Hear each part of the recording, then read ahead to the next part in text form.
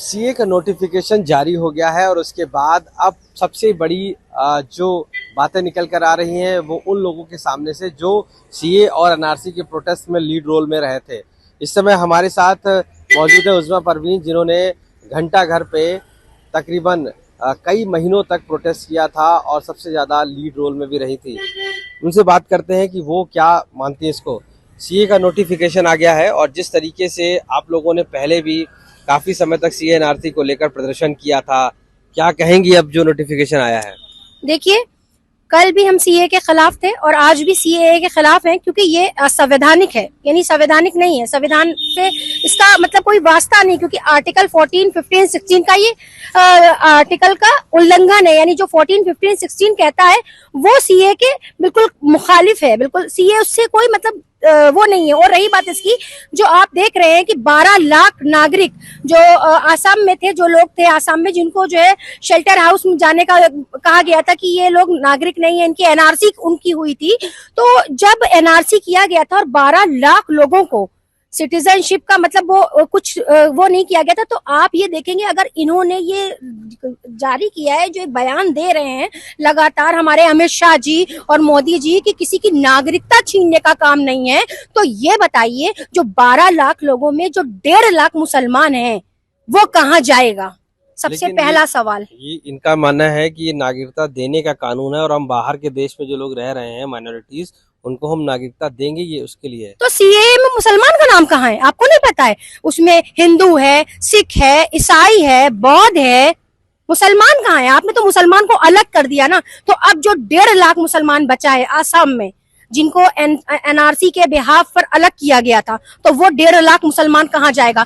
जानबूझकर मुसलमानों को परेशान करने का काम किया जा रहा है। पहले रमजान को आपने सीएए लागू किया, और ये सीएए नहीं खाली, इसको एनआरसी से और एनपीआर से जोड़ कर देखेंगे। अभी इन्होंने सीएए लाए, ये हमला है, संविधान पर हमला है, और ये संविधान बचाने की लड़ाई है। आप कोई आलम वो नहीं है, बादशाह नहीं है देश के, ये लोकतंत्र है, लोकतंत्र की हत्या हो रही है। लेकिन आप लोगों ने पिछली बार भी प्रदर्शन किया था, तो इस बार भी क्या आपके घर पे कोई पुलिस पहुंची थी? क्या हुआ था? बिल्कुल, जिस दिन सीएए का कानून लाया गया था परसों, तो जब इन्होंने हमारे घर पर पूरी बल तैनात कर दिया हमारे घर के नीचे, और रात से पुलिस का पहरा बैठा दिया। पहले रमजान से इबादत का वक्त होता है, इंसान का रोजा नमाज का वक्त होता है, लेकिन आपने बाहर ना निकलने दिया, ना जाने दिया, और सब तरफ से आप बल तैनात लगाए हुए थे। फिर जब अधिकारियों से बात की जाती तो अधिकारी कहते ऐसा कुछ नहीं है, ये वो। तो मेरे पास फोटो मौजूद थी, मैंने ट्विटर पर अपलोड की थी। हाउस अरेस्ट किया था क्या? बिल्कुल, मुझे हाउस अरेस्ट किया गया था, सिर्फ इसलिए कि मैं बाहर निकल के कोई बात ना बोल पाऊं, कुछ कर ना पाऊं। आप कहीं जा रही थी क्या? नहीं, मैं कहीं नहीं जा रही थी, लेकिन मैं मुखालिफ हूं।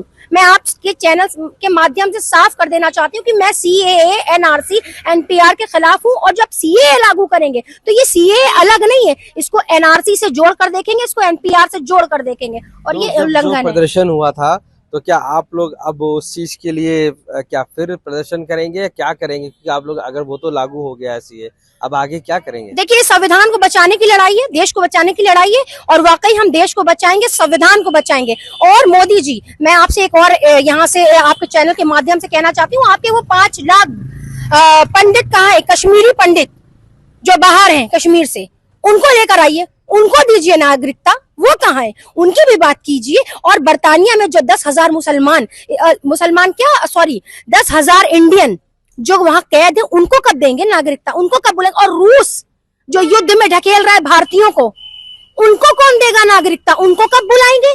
तो ये एक साजिश के तहत जानबूझकर सरकार चुनावी मुद्दों को गर्म करने के लिए ये कर रही है, और कर रही है। आप बिल्कुल अपने स्टेटमेंट दीजिए, लेकिन हमारे स्टेटमेंट भी लगातार रहेंगे। क्या फिर आप लोग घंटा घर में प्रदर्शन करेंगे? हाँ, बिल्कुल। अगर इस तरह से कानून काले लाए गए और संविधान पर हमला हुआ, तो हम संविधान को बचाने की लड़ाई लड़ेंगे, क्योंकि आप कोई बादशाह नहीं है, आप कोई आलमपना नहीं है कि आपके ऊपर आप ये कहें कि हम आपकी गुलामी करें।